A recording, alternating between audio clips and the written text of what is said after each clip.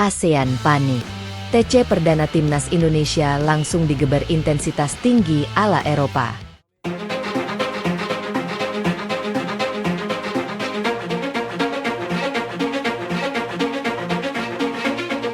Peta persaingan sepak bola Asia Tenggara mendadak memanas. Aroma persaingan yang sebelumnya hanya sebatas prediksi kini berubah menjadi sinyal ancaman nyata bagi rival-rival Timnas Indonesia. Kabar panas datang langsung dari Jakarta. Tempat pemusatan latihan perdana Timnas Indonesia resmi dimulai jelang agenda turnamen regional paling bergengsi tahun ini. Sorotan utama tentu tertuju kepada pelatih kepala John Hartman. Sejak resmi mengambil alih kursi kepelatihan Timnas Indonesia, Hartman memang dikenal sebagai sosok yang membawa standar baru. Ia tidak hanya datang dengan reputasi sebagai pelatih berpengalaman yang sukses membawa Kanada tampil di Piala Dunia 2022, tetapi juga datang dengan filosofi permainan modern yang keras, disiplin, dan sangat menuntut. Kini, filosofi itu mulai benar-benar terlihat. Dalam training camp atau TC Perdana Timnas Indonesia, Hartman dilaporkan langsung menggeber para pemain dengan intensitas latihan yang sangat tinggi. Tidak ada adaptasi santai. Tidak ada sesi pemanasan ringan selama berhari-hari. Sejak hari pertama, seluruh pemain langsung dipaksa bekerja dalam ritme tinggi. Dan kabar inilah yang mulai membuat negara-negara ASEAN seperti Thailand, Vietnam, hingga Malaysia mulai menaruh perhatian serius.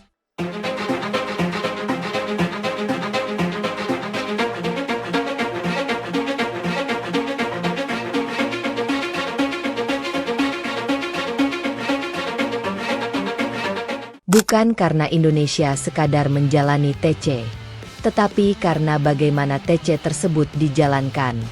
Hartman kirim pesan keras sejak hari pertama. TC kali ini memang terasa berbeda.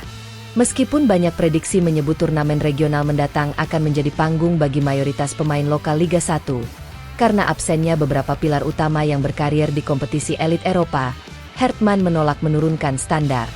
Justru sebaliknya. Ia memanfaatkan momen ini untuk menguji kualitas sesungguhnya para pemain lokal Indonesia. Dalam pandangan Hartman, siapapun yang mengenakan lambang Garuda di dada harus mampu bermain dengan standar tertinggi. Tidak peduli apakah pemain tersebut bermain di Eropa, Asia, atau Liga 1. Standar tetap sama.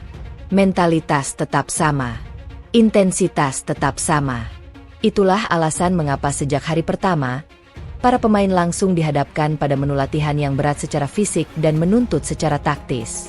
Rumor yang beredar dari internal latihan menyebutkan bahwa sesi awal difokuskan pada pengukuran fisik, simulasi pressing, dan latihan transisi cepat.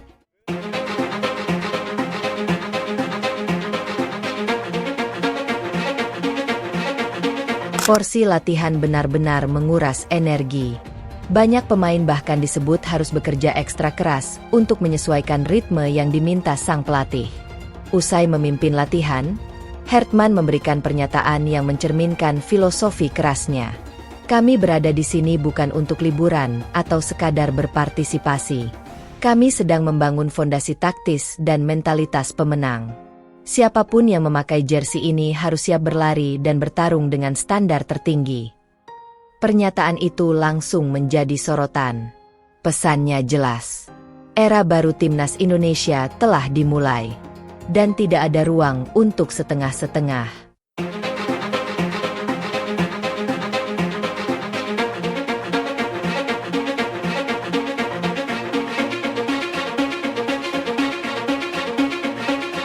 Mengapa ASEAN mulai panik? Pertanyaan besar pun muncul. Mengapa latihan perdana Timnas Indonesia sampai membuat rival-rival ASEAN mulai panik? Jawabannya sederhana. Karena yang sedang dibangun Hartman bukan sekadar tim regional biasa.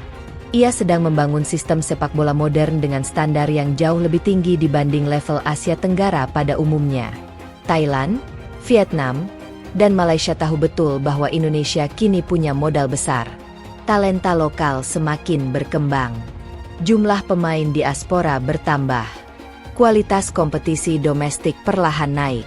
Kini dengan sentuhan pelatih seperti Hartman, semua elemen tersebut mulai disatukan dalam satu sistem. Dan itu berpotensi sangat berbahaya. Terlebih lagi, Yang kini sedang digembleng mayoritas adalah skuad lapis kedua. Artinya, bahkan tim pelapis Indonesia pun sedang disiapkan dengan standar tinggi. Jika skuad kedua saja mampu bermain seperti tim elit, maka kekuatan utama Garuda tentu jauh lebih mengerikan. Inilah yang membuat rival mulai waspada. 1. Gempuran high intensity pressing. Alasan pertama yang membuat ASEAN gentar adalah sistem pressing ekstrim ala Hartmann. Dalam sepak bola modern, pressing bukan sekadar berlari mengejar bola. Pressing adalah strategi kolektif.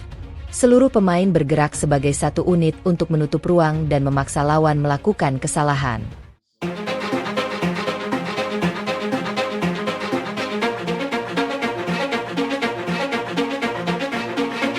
Hartmann diketahui menerapkan prinsip yang sangat agresif. Setelah kehilangan bola, pemain dituntut merebut kembali penguasaan dalam waktu kurang dari 5 detik. Artinya, begitu bola hilang, seluruh tim harus bereaksi secara instan. Penyerang menjadi pemain pertama yang menekan. Gelandang menutup jalur passing. Bek menjaga garis pertahanan tetap rapat. Semua harus sinkron.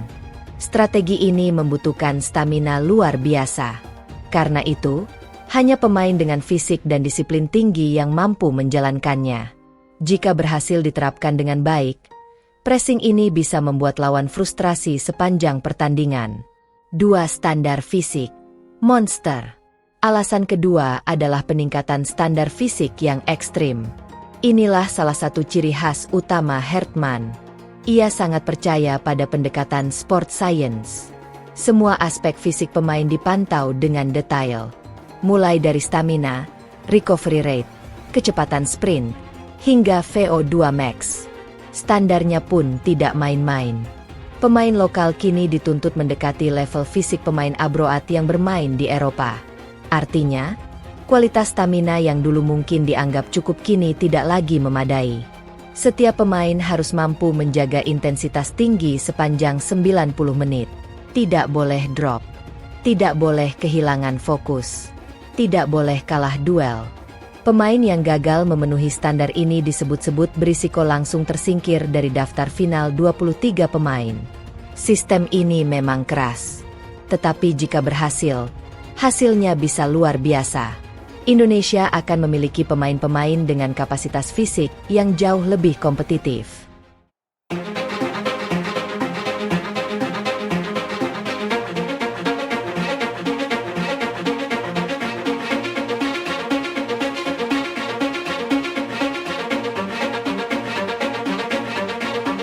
Tiga. Transisi kilat tanpa kompromi. Alasan ketiga adalah pola transisi cepat yang brutal. Hartmann tidak menyukai permainan lambat. Ia ingin bola bergerak cepat, vertikal, efektif. Begitu bola direbut, tim harus langsung mencari ruang kosong di area lawan. Tidak ada banyak sentuhan. Tidak ada operan horizontal yang bertele-tele. Targetnya jelas. Menyerang sebelum lawan sempat membangun ulang struktur pertahanan. Inilah pola yang sering digunakan tim-tim elit dunia. Cepat, tajam, mematikan. Jika para pemain lokal mampu menjalankan pola ini dengan baik, maka Indonesia akan memiliki senjata mematikan saat menyerang balik. Bahkan lawan dengan pertahanan solid pun bisa dibuat kewalahan. Bukan sekadar turnamen regional. Yang perlu dipahami, semua ini bukan sekadar persiapan untuk turnamen regional biasa. Ada misi yang jauh lebih besar di balik semua eksperimen ini. Turnamen regional tahun ini hanyalah batu loncatan. Laboratorium. Tempat menguji sistem.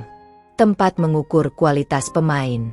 Target utamanya jauh lebih besar, yakni membangun fondasi kuat menuju Piala Dunia FIFA 2030.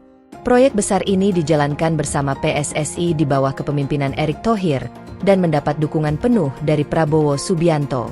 Hartmann ditugaskan bukan hanya untuk meraih trofi. Ia ditugaskan membangun fondasi jangka panjang, membangun sistem, membangun mentalitas, dan membangun kedalaman skuad. Dominasi Indonesia tinggal menunggu waktu. Kini pertanyaan besarnya tinggal satu. Apakah eksperimen ini akan berhasil? Jika skuad B yang mayoritas diisi pemain lokal saja mampu menampilkan permainan berintensitas tinggi ala Eropa, maka masa depan timnas Indonesia terlihat sangat menjanjikan. Artinya, Indonesia tidak hanya memiliki tim utama yang kuat, tetapi juga skuad pelapis dengan kualitas kompetitif. Kedalaman seperti inilah yang dibutuhkan tim besar. Dan jika semua berjalan sesuai rencana, dominasi Indonesia di Asia Tenggara bukan lagi sekadar mimpi. Itu bisa menjadi kenyataan. Kenyataan yang mengerikan bagi seluruh rival. Thailand akan waspada. Vietnam akan ketar-ketir. Malaysia akan berhitung ulang. Karena Garuda kini tidak lagi sekadar berkembang. Garuda sedang bertransformasi menjadi kekuatan baru. Kekuatan yang siap terbang tinggi. Bukan hanya untuk menguasai ASEAN, tetapi untuk menembus panggung dunia.